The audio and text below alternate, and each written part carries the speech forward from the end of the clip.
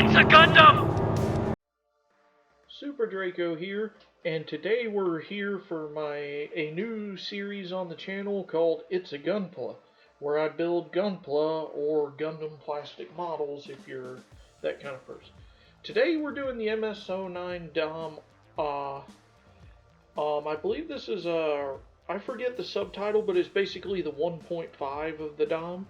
So first up, before we start building anything, I've got a red Gundam marker. I always paint the eyes of my Xeon suits in red because, you know, they're the bad guys, and I think the red just looks a little cooler with the mono eye, the big glowing red eye. Although it is very nice that they actually molded the eye in pink so that you don't even have to paint it to have it the right color, because I always hated the old kits where the eye would be completely clear and you're supposed to put a sticker on it. But that was just a red Gundam marker, nothing special, so now we'll actually move on to the actual model. Now I'm doing this build a little different than I did the previous two, which I believe were my Christmas presents. So down in the comments, tell me if you like this new format, if you don't like it, if you hate my guts, tell me anything. I'm always fishing for more interactivity, find out what everybody likes to see. Because if I don't hear anything, I'm just going to keep doing whatever I think is, well, not whatever I think, but whatever I feel like is working. So, for those that are unaware, in the original Mobile Suit Gundam, which aired in 1979, the Dom was the third enemy mobile suit introduced after the Zaku 2 and the Zaku 1. Although the Zaku 1 was only in one episode when they were resupplying, and that was basically it in the... I don't think Zaku 1 ever appeared again in the anime. Could be wrong, but I don't think so. So Doms were supposed to be dedicated ground combat mobile suits, unlike the Zakus, which the Zaku J-type, the ground type, was retrofitted for gravity combat. The Doms were designed, they were heavier than the Zaku, but they had thermonuclear jet engines that allowed them to hover above the ground, so they were supposed to be more maneuverable, and they carried heavier weapons. In the anime, they were depicted as carrying the 300mm giant bazookas and a heat saber. In other media since then, they've been depicted using machine guns, Sturmfaust, i.e. handheld missile launchers, as well as a number of other weapons. And in the hands of good pilots, Doms were actually very effective. As seen by the Black Tri-Stars, and I can't remember his name, but there was a manga, and I can't remember the name of manga either, but it starred a guy named Matt Healy operating an RX-79 ground Gundam, and when they came up against a Dom, they actually had a lot of trouble with it.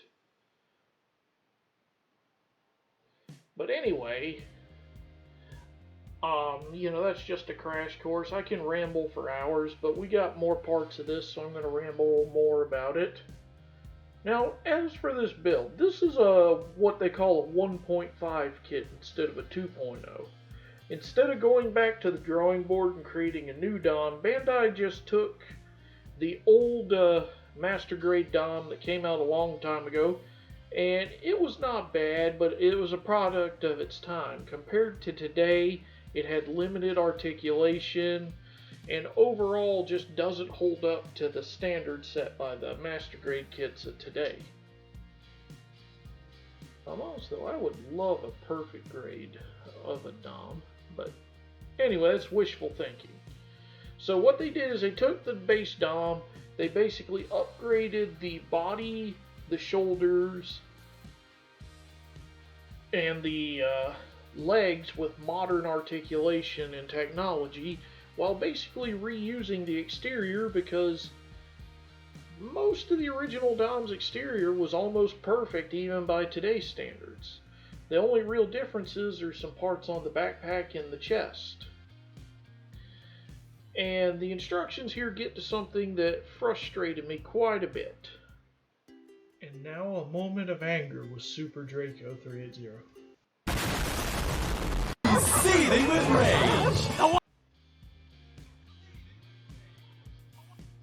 And we're cutting in right here because I had to get out my paint for this because the scattering beam launcher on the Dom's chest, how is it they could mold the eye and the mono sensor or the mono eye sensor and the scope for the giant bazooka in pink, but they couldn't bother to mold this in yellow. So what I'm doing is I got some Tamiya clear yellow and I'm just lightly applying it to the back. A lot of people paint the front, but I always paint the back because then when the light hits it, it still has that effect of it being clear, but as the light reflects back out of it, it kind of looks like it's glowing. So I'm just lightly applying some paint on there with a brush. I'm just going to make sure there's no bubbles, the color's nice and even. And then once I'm happy with it, then we're just going to put it aside to dry. Now this paint takes probably an hour or so to be reasonably dry. So, I'm going to come back to the build after that. Later. Alright, so we're back, so we're going to continue the build.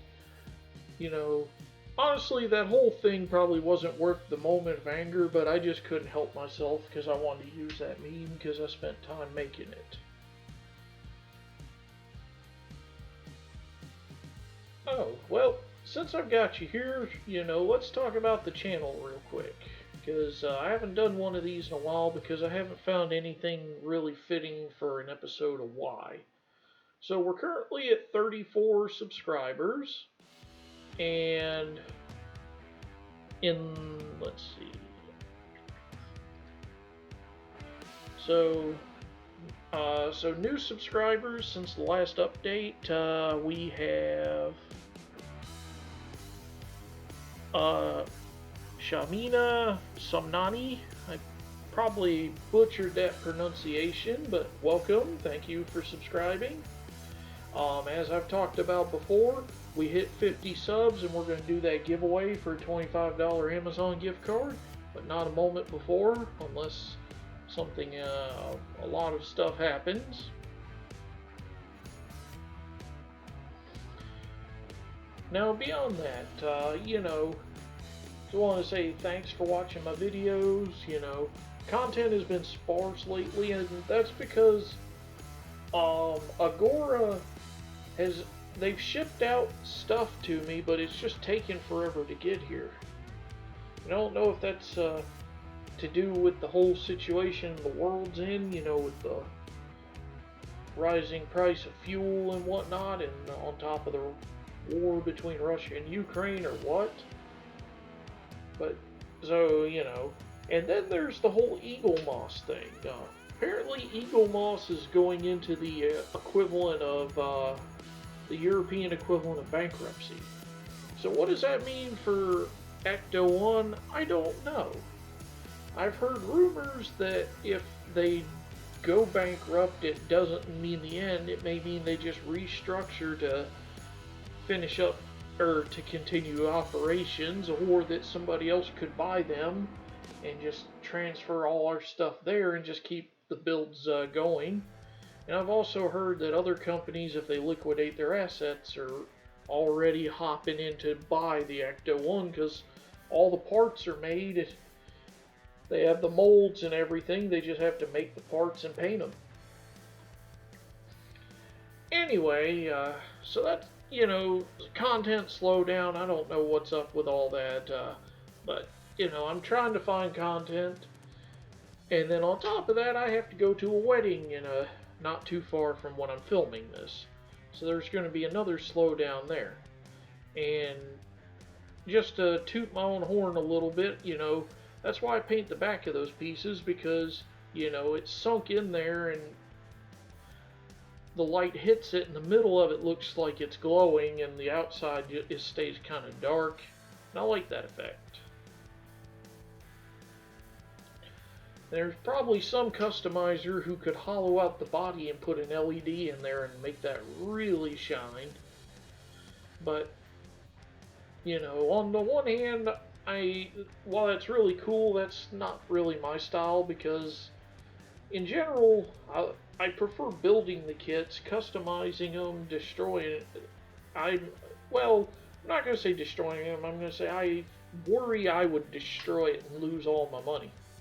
And the small customizations I have done, I have destroyed several, repurposed several, and whatnot.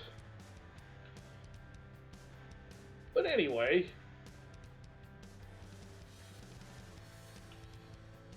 and then right here, as I'm building the torso with the reactor and the cockpit, I have to admit, I love the master grade format because just the sheer amount of detail they can put into such a, well, I'm not going to say small scale because they do smaller scales, but at just this level, the sheer detail, because look at this little pilot figure. I mean, he's all molded in black and he just shot out of my fingers, but somebody with a magnifying glass and a lot of time, I've seen people put some love to these figures and just turn out incredible work. Because I believe that little pilot's modeled in one of the black TriStars' pilot suits.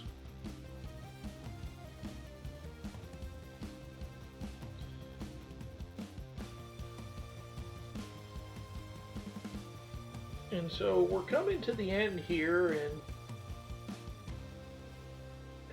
you know, we are going to finish up the torso and the head and put it all together. So I think this is where I'm probably going to peace out so you don't have to listen to me ramble anymore. But thanks for watching. Like I said, if you like this format, you want me to do it in future videos, let me know. I've already filmed all of Dom this way, so we're kind of stuck with it. If you're sick of my stupid memes and edits, let me know. Otherwise, thanks for watching. I appreciate everyone who sticks with me, all 34 of you. And I'll see you for part 2 where we build the arms. Thanks for watching.